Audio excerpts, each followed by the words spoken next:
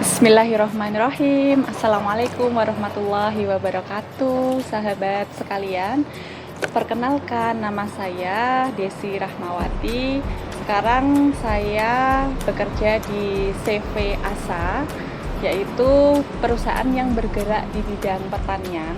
Di situ saya berkedudukan sebagai seorang direktur keuangan.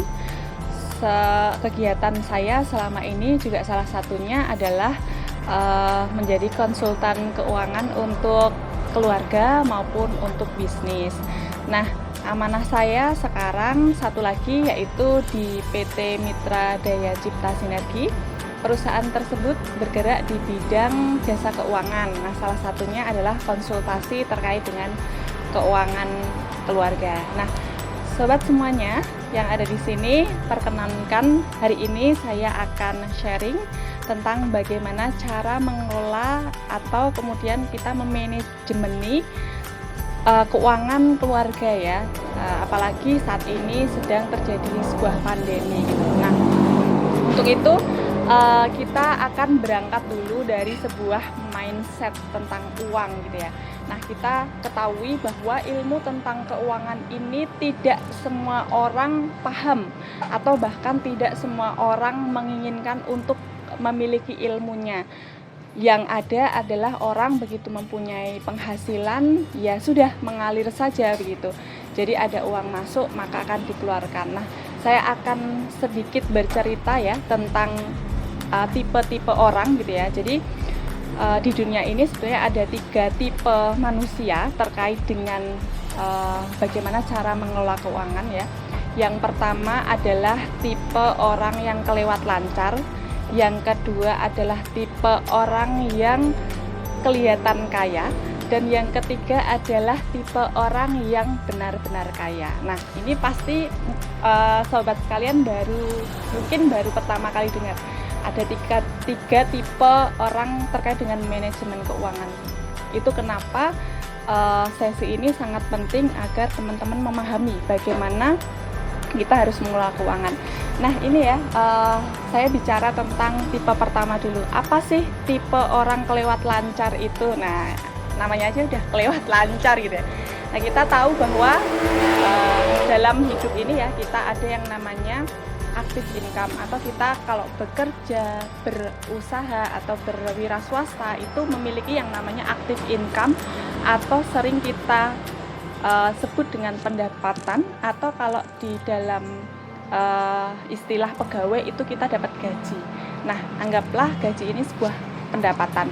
Kemudian kita pasti gitu ya, di dalam kehidupan ada yang namanya pengeluaran. Nah, tipe orang yang amat lancar ini adalah bagaimana kemudian orang ini dapat gaji atau dapat pendapatan di waktu tertentu, kemudian langsung dikeluarkan. Jadi tanpa berhenti terlebih dahulu. Jadi begitu ada uang masuk, dia langsung keluarkan untuk kebutuhan hidupnya. Nah, biasanya tipe-tipe orang seperti ini nyaris tidak punya tabungan atau simpanan. Jadi begitu ada uang masuk, dia langsung keluarkan, habis seketika. Nah, ini adalah tipe orang kelewat lancar. Kemudian ada tipe yang kedua, yaitu tipe orang kelihatan kaya. Nah, ini biasanya banyak sekali ya terdapat di dunia ini gitu ya. Biasanya teman-teman juga apa sih ya tipe kelihatan kaya ini? Jadi tipe orang kelihatan kaya ini adalah tipe orang yang sebetulnya secara dasar finansial fundamental itu nggak punya duit, tapi kelihatan punya banyak duit gitu ya. Nah, ini merupakan tipe kalau misalnya dia punya pendapatan atau gaji itu, kemudian dia keluarkan untuk barang-barang atau untuk kehidupan yang terlihat kaya, misalnya ya, untuk kredit motor, atau untuk kredit HP, atau untuk kredit rumah yang sebetulnya dia itu belum mampu untuk melakukan kredit gitu ya. Akhirnya uang itu keluar, tapi keluarnya itu untuk kredit gitu ya. Jadi banyak sekali kita jumpai orang-orang seperti ini. Jadi kalau misalnya kita lihat orang-orang, wah bawa motor bagus kerjaannya apa sih gitu. Wah, orang bawa HP bagus gitu ya. Wah, kerjaannya apa sih gitu ya. Pasti kita akan ngulik pendapatannya mampu nggak untuk beli misalnya iPhone 12 yang sekarang ini lagi hits banget gitu ya. Orang rela untuk kredit iPhone 12 padahal mungkin belum mampu gitu. Nah, bicara tentang keuangan, tentu saja kita bicara tentang manajemen diri gitu ya. Karena kalau misalnya kita terus-menerus untuk membuat keinginan kita tercapai dan menyisihkan kebutuhan, akhirnya seperti itu. Jadi dia akan, kalau nggak di tipe 1 yang kelewat lancar, jadi begitu ada pendapatan langsung keluar begitu saja, atau tipe 2 memang berhenti, tapi berhentinya itu untuk kredit, untuk hal-hal yang sifatnya kemewahan, keinginan, bukan kebutuhan. Nah, kemudian saya akan sampaikan yang ketiga itu adalah tipe orang yang betul-betul kaya. Nah, ini orang yang betul-betul kaya ini terkait dengan mindset ya tentang uang, bahwa uang di dunia ini itu sebetulnya ada hak orang lain gitu ya. Jadi ada hak, bukan untuk hak diri kita sendiri, tapi juga ada hak untuk orang lain. Siapakah orang lain itu gitu ya? Orang lain itu ada orang tua kita, anak-anak kita, saudara kita, mungkin orang-orang yang tidak mampu di luar sana, itu ada hak. Nah, orang-orang yang memiliki tipe beneran kaya ini biasanya tidak akan begitu mudah mengeluarkan atau spending uangnya tuh ke hal-hal yang sifatnya keinginan. Biasanya mereka hanya akan spending uang atau menghabiskan uangnya itu untuk hal-hal yang sifatnya kebutuhan dulu. Nah, tetapi pasti mereka punya angka kecukupan. Nah, nanti kita akan bahas apa itu angka kecukupan, nggih. Nah, terkait dengan tipe yang ketiga ini adalah tipe yang benar-benar kaya, biasanya justru malah tidak terlihat kaya.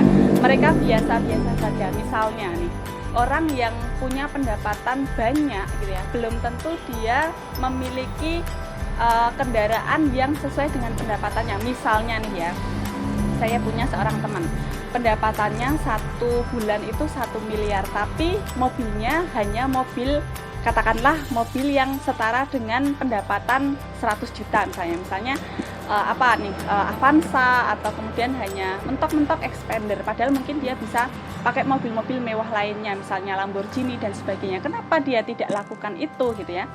Pertama, dia memahami tentang bagaimana harus mengelola uang gitu ya. Jadi uang itu tidak digunakan untuk memenuhi keinginannya, tetapi uang itu dia gunakan agar menghasilkan uang lagi. Nah, caranya macam-macam. Mungkin bisa dengan investasi di bisnis real, atau mungkin bisa berinvestasi di saham, atau memang dia simpan di hal-hal yang lebih berguna, misalnya emas dan sebagainya. Nah, sobat sekalian, sebagai seorang orang yang memiliki penghasilan, dan kita sebagai seorang orang tua gitu yang memiliki anak-anak, tentu kita membutuhkan perencanaan terkait keuangan gitu ya.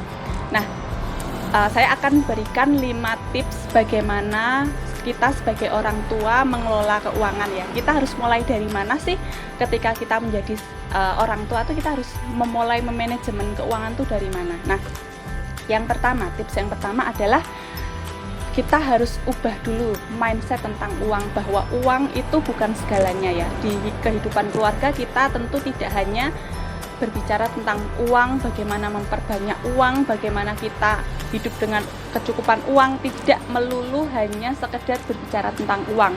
Tetapi tentu saja dengan uang kita bisa memiliki segalanya lah. Oleh sebab itu, sobat sekalian, kita harus sangat detail dalam mengelola keuangan keluarga ya, terutama di masa pandemi.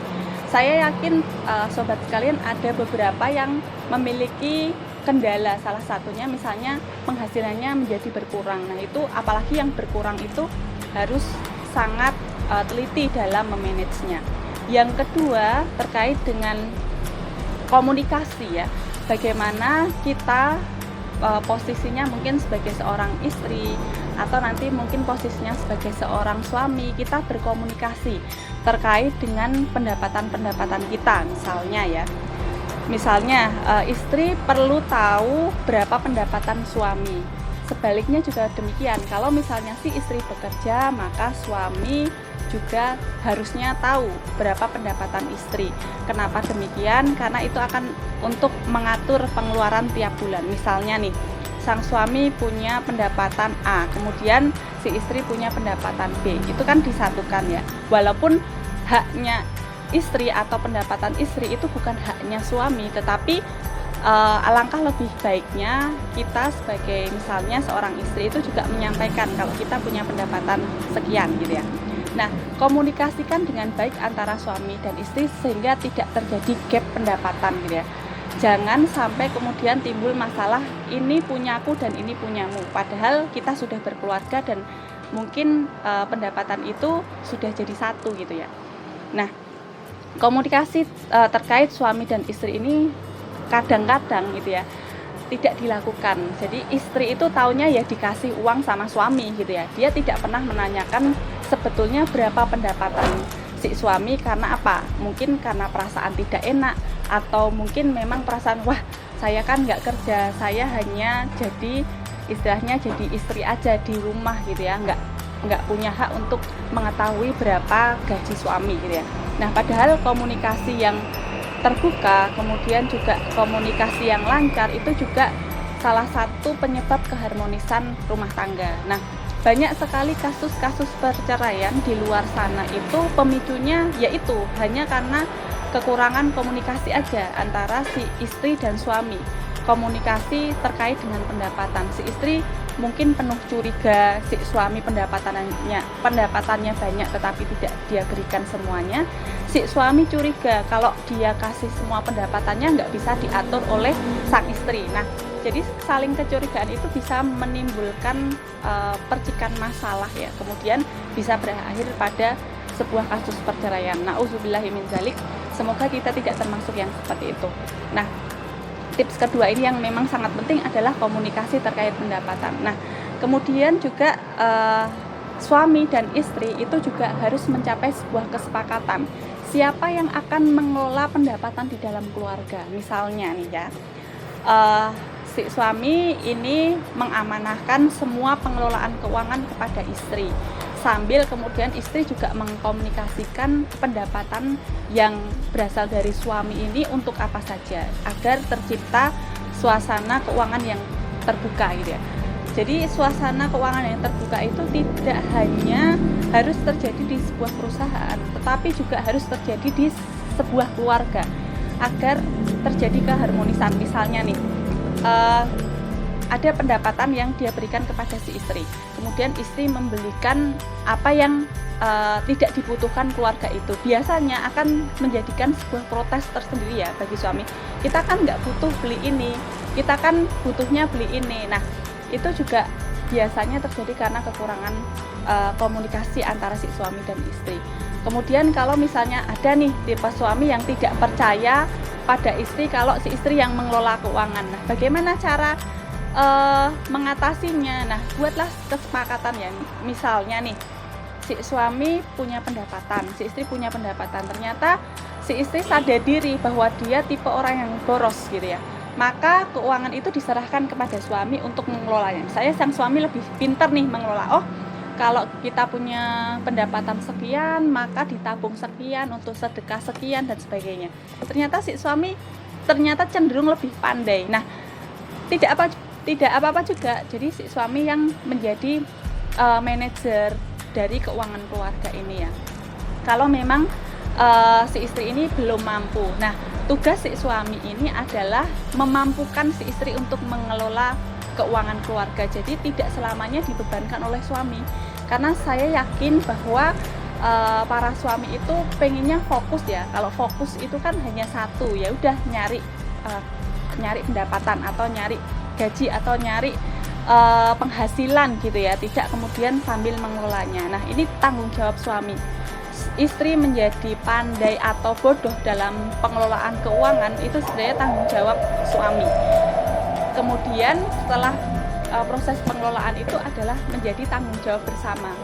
Kita meyakini bahwa apa yang kita kelola itu akan diaudit oleh Allah ya. Jadi jangan sampai ada istilahnya masuk sembunyi-sembunyi, keluar juga sembunyi-sembunyi. Nah, itu biasanya terjadi ya di di pasangan suami istri. Misalnya si istri ingin memberikan nafkah kepada orang tuanya, nggak berani bilang sama si suami, akhirnya jadi konflik. Atau misalnya suami itu memberikan nafkah kepada orang tua si laki